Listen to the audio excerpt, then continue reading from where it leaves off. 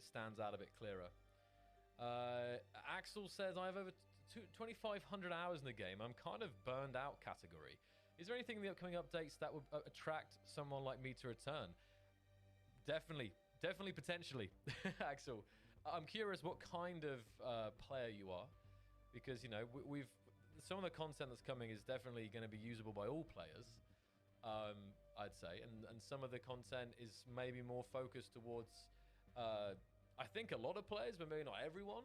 So we're trying to mix it up, right? We're trying to make sure that every update there is something for everyone, but maybe the theme or the overall thing is maybe more interested to one, you know, set. But I think so. I'd think so, Axel. Hey, Keen, if you hear this, actually, you know what, guys, get this out to Keen, maybe. I got an idea. Look, all you need to do is an endgame goal. For example, let's look at Minecraft. Endgame goal being either the Ender Dragon or the Wither.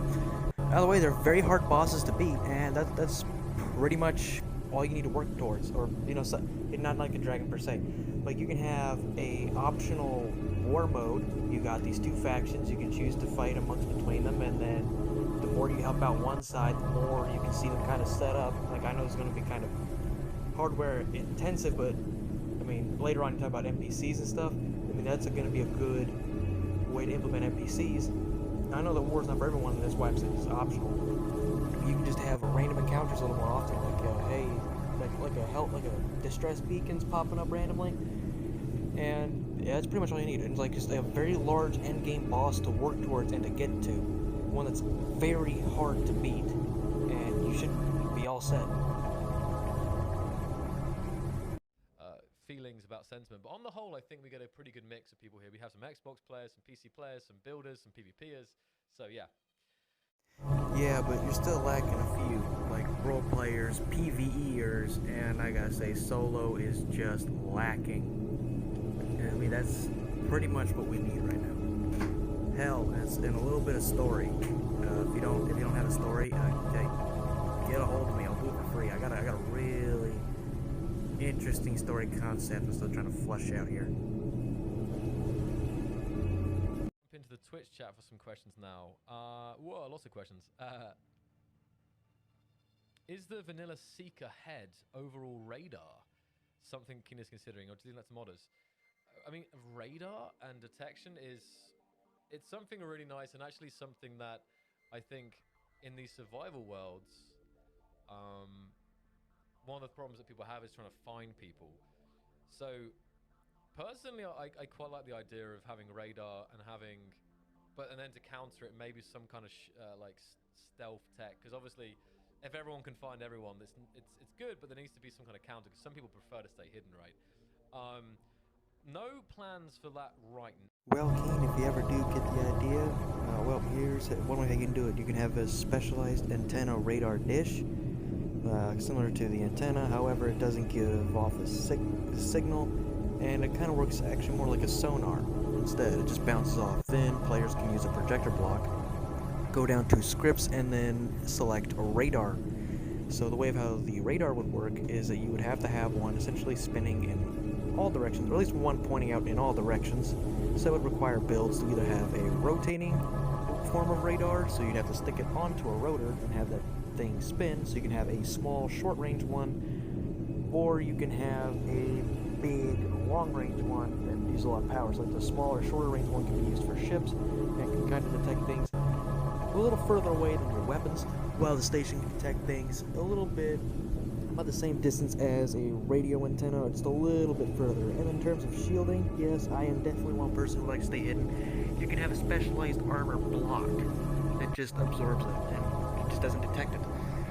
So, you know, it would only be able to register with certain blocks rather than the sound absorption block, which can actually be used with, I mean, we can introduce a new material type like rubber. What on earth do we use to make rubber out of? Anyway, yeah, we can use it with, we can get it from like sap with like, trees. That can give trees a use. Buzzsaws can also be chainsaws. A bit of a fork. So yeah, get to cutting down those trees, guys. Let's go suck if you're on the moon. or Mars, or the alien. Well, actually, no, I think they also be on the alien planet. It's gonna suck if you're anywhere other than the alien planet. It's gonna suck if there's no like trees around you. But you know what? We could probably balance that out with some more mental-based resources on desolate planets. Just build some biodomes and spheres and stuff. And which he will talk about. And yeah, he basically talks about introducing food, which I'm actually not against. Just have it to where it can be turned off on, or you can have a difficulty thing for it. You know, if your guy is for some reason like here's but everyone's metabolism super fast, super slow, not at all. I mean, you know, just enable, disable, and then okay, how dramatic do you want it?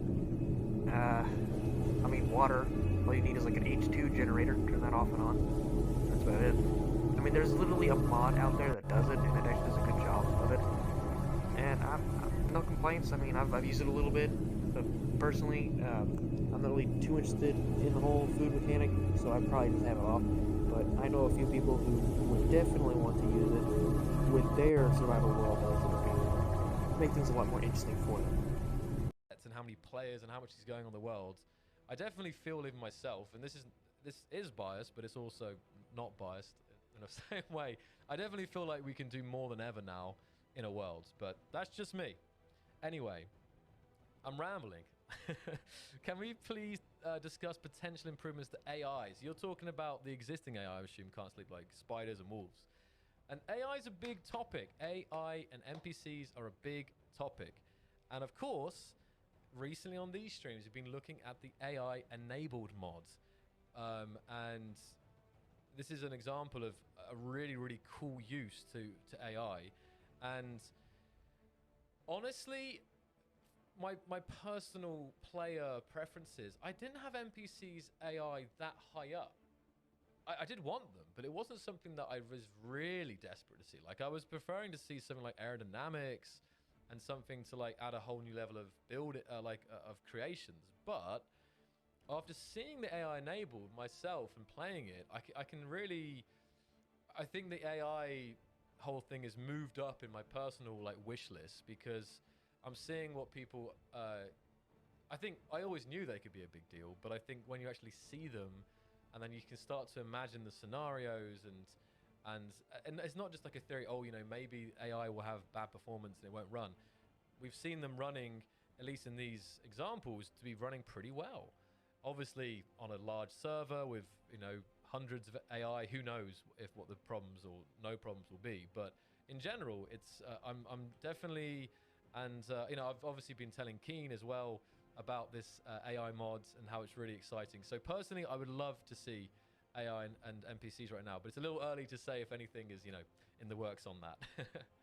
I mean, you guys have implemented mods before. If you can implement this and then refine it a little bit further, this could actually be exactly what you need to further your storytelling, and then add in an endgame goal. I mean, you can just have them sitting around basic outposts in terms of performance-wise, and if that's an issue, just have them a little stationary around just outposts, and they just move around every now and again, or some space stations out that they can just walk around. You don't have to make it to where they walk around a whole lot. Just make them just basic movement, just back and forth, to and from. They can be on a preset, and then just have to go. Wait, no. Oh wow. Because then if something were to happen, is put them in a safe zone, so that way nothing happens to the station. There you go. Problem solved. All right. Next, some Skyrim level. Chat boxes, tell a basic story, blah blah blah. Hey, here's a mission. I got this thingy that I forgot over here. Hey, you'll go get that for me. Some butthole stole my ship. Bring it back, one piece. And then just basic combat AI can be set up with simple stations.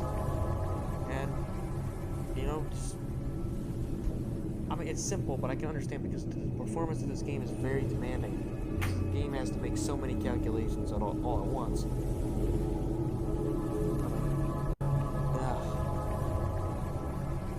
It seems easy, but I know it's not. I mean, I've tried to program a freaking game before myself. I'm not doing that again. But I mean, they got the mod thing for them, so that's alright. So just, they can do what they've usually done, or not usually, but they can do what they have done before, and then just take a part of the mod and implement it into the game. just refine it a little bit more. That's all you need.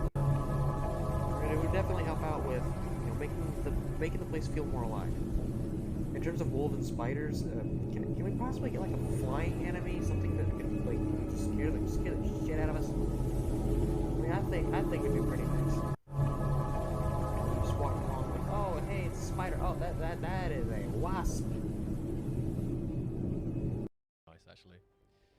Okay, so have you heard anything about when Warfare 2 DLC is coming out of the patch notes? So, Jam, as I kind of mentioned before, there was I kind of said that obviously Warfare 1 hinted at there being a Warfare 2, but the Warfare 2 might not necessarily come up strong. How many Warfare updates are you planning to release? Well, Dante, that's a good question, and not one that I can really answer now. I mean, you can definitely be sure there'll be 2, because there wouldn't be a 1, but yeah, it's definitely too soon. Yeah, well, he gone to space. He never thought it'd be in a car. So guys, we're now going to go straight into the part where he shows some of the things that have currently already been revealed. Some of these I did not see. You'll get to see my reaction as I watched it. I luckily recorded it. And then we'll go on into the video, the next part that's being revealed. The small magnetic plate. Where was this when I was looking for it? I mean, nothing on YouTube, nothing on the Steam Workshop. I guess I gotta pay more attention to the Discord now, don't I? Something here. What did I miss something here? Where is that? Oh, there it is. I'm pretty sure I missed something.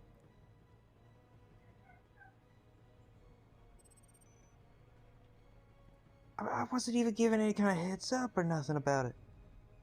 I was probably sitting there just staring in the face. I knew something was off when I was looking at the big red button about that darn ship. Revealed last week, and people were asking, hey, you know, does it come in the large variant as well? And on Friday, man, I need to get more time to do more stuff and keep up with this a bit more. Large grids. Oh gosh, they got a big one too. I mean, this works essentially like a larger landing gear, but it's smaller. You know how badly I've been needing something like that? So magnetic plates. Hell, I've worked all my projects around this already, so it's kind of like all kinds of complicated mechanisms, and pods, and locking on things without needing a massive landing gear. not like So but it's huge potential. Come on, man. For uses of this. Okay, so that was a third There's like so much stuff I could have. There's so many things I could have prepared to build. Which we showed on Monday. I done a video of it. Had I known. So I'm gonna have to put a GIF up here because for some reason I can't find the video of it. So the fourth one. Is there anything else I'm missing? Right. Okay, was this? There is. It's a GIF quality here. Big red. Nah, just a button. Guess we're all caught up now. This was the one posted on Monday. Teaser time. Now, I did not get to see this before, so this is actually me. I've already seen this. I'm just going to talk over it a little bit. So, looks like we're getting armor plating, and I mentioned this in a speculation about the Warfare 2 update. Looks like we're getting it in the heavy industries. Like I said, I'm kind of happy. This is going to make things This is going to make building things a lot better. You could definitely build like some paper-thin ships if you wanted with that, or just make them a little bit thicker. When I first saw this, but for some reason my mind kept going to, yes, airplane wings. Yeah, this would be useful for building walls. Saving up resources on building like small huts or whatnot. I hope they're airtight. But it just worked there. I'm guessing that the DLC versions of these, that there'll be like a second variant of some of these that'll contain windows. Yeah, music even ended there as well. Let me have a look. Would not surprise me. Back in here. There we go. So as you may have guessed it, yes, armor plates. So I know one of the big things has been more armor blocks, right? And I think it was the Wasteland update. We added a bunch of new armor blocks. And the next big thing, everyone was like, yeah, that's great, but where are the plates? And the plates have been something that I think it's again been a request, I think, from almost day one Space Engineers. And I made this the video here, and it's just I try to show I didn't actually put them on any ships, actually. This was more just to show the number of variants you've got. So I can count them. That is all the variants there. You have, I think it's, hold on. I think it's 13 different blocks there. Right? Let me just check again. It's like quarter and, let's see, 3, 6, 9. Hold on. 3, oh, maybe even more. Maybe, hold on, maybe actually 16. So, yeah. But as you guys can imagine, the potential this will allow you guys to build. I mean, you saw some of the patterns people use already with the fantastic modders. So obviously, armor plate mods have been around for a long time. Obviously, I think Uncle Steve was the first. I could be wrong, but obviously more recently, Enenra with the AQD as well. So there's been many versions of armor panels over the years. But oh, there we go. So Aragath has also confirmed it as well. I'll just, so there is no speculation. There are 16 blocks in both heavy and light armor variants, and for small and large grids. So 64 new blocks in total, all variants combined, coming in the next update, releasing later this month, Heavy Industry. So that's some clarification on the stats as well.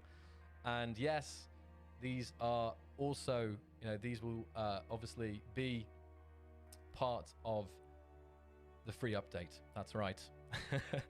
Also remove the speculation that these would be DLC. So yes, these blocks will be free for all players.